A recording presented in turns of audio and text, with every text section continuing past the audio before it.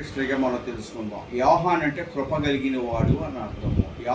యోహాను తల్లిదండ్రులు జెబెదయి, సలోమి. సలోమి తల్లి ఈ యాకోబు, యోహానులు ఇరువురు పిల్లలు. వీరు దేవుని యందు భయము భక్తి కలిగి ఉన్నట్టుగా చెప్పబడుతున్నది. యేసుక్రీస్తు ప్రభు ప్రశస్త నామములో యోహాను యేసు ప్రభుని రొమ్మును ఆనుకున్న వాడుగా చెప్పబడుతూ ఉన్నాడు. యేసు ప్రభుని రొమ్మును ఆనుకుని ఈయన యేసును ప్రేమించే శిష్యుడిగా ఉన్నాడు.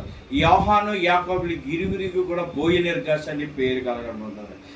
వీళ్ళిద్దరూ కూడా ముందు ఆంద్రేయ, యోహాను ఇరువురు కలిసి బాప్టిస్ట్ ఇచ్చి యోహాను వెంబడించిన వారు. తదుపరి ఇదిగో దేవుని యొక్క గొర్రెపిల్ల, యేసు ప్రభువును మోసుకొని వెళ్ళి దేవుని గొర్రెపిల్ల అని చెప్పగానే చదువుతా మొదట 29 వచ్చిన ప్రకారంగా చెప్పగానే తదుపరి యేసు ప్రభువుని వీరు వెంబడించినట్లుగా చెప్పండి. ఈ సలోమి యేసు ప్రభువుని నా కొడుకులని యాకోబుల్ని, యోహానుల్ని కూడా ఇరువురిని కూడా కుడివైపున కొన్ని ఎడవైపున ఉండమని కూడా అడిగినట్టుగా చెప్పబడుతూ ఉన్నది. యేసు ప్రభుని రొమ్మును అనుకుంటున్న ఈయన నీవు నేను కూడా ఎవరిని అనుకుంటున్నాం? వాక్యాన్ని, దేవుని యొక్క శక్తిని, హృదయం ఆయన మీద ఆనుకున్న వారుగా ఉండాలని దేవుడు కోరుతుంది. యెషయా గ్రంథం 26:3 వచ్చిన ప్రకారంగా యేసుని ఎవరైతే ఆయన మీద ఆనుకున్న వారిని పూర్ణ శాంతిగా చేస్తానని చెప్పబడుతూ ఉన్నది.